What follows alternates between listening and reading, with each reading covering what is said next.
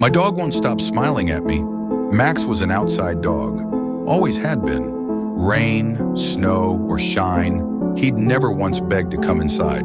His place was in the yard under the open sky, guarding his territory.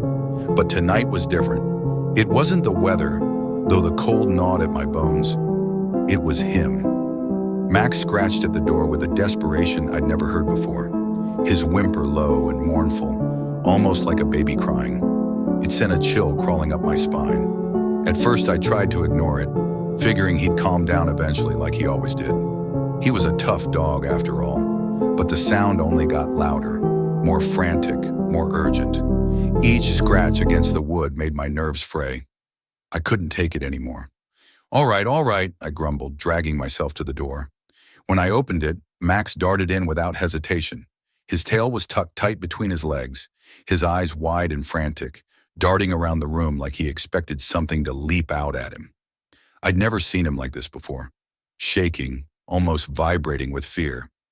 "Max, what's wrong, buddy?" I asked, kneeling down to his level.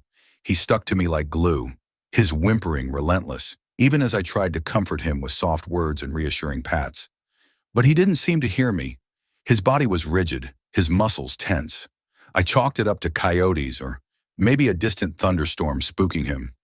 He'd never been scared of much before, but there's a first time for everything. Then I noticed something odd. Max wasn't wearing his collar. I frowned. I'd clipped it on him just this morning before I left for work. He never took it off. "Did it fall off outside, buddy?" I asked, reaching to pet him.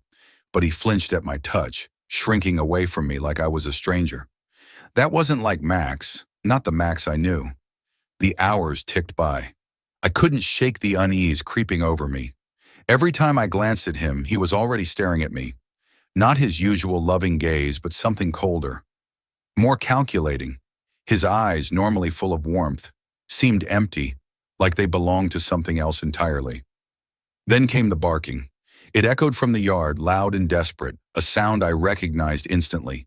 It was Max, or at least it sounded exactly like him. But that couldn't be possible. Max was here, right here in the house.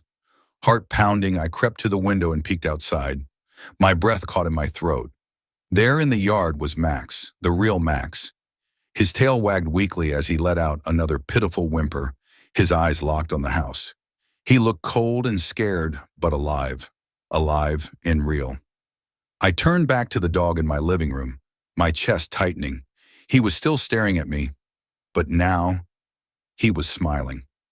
Not a dog's smile, a grotesque, impossible grin that stretched wider and wider, his jaw cracking as if unhinged.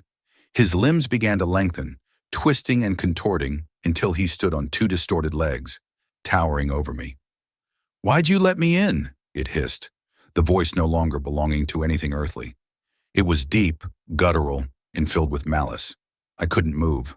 I couldn't breathe. The thing that stood before me wasn't Max.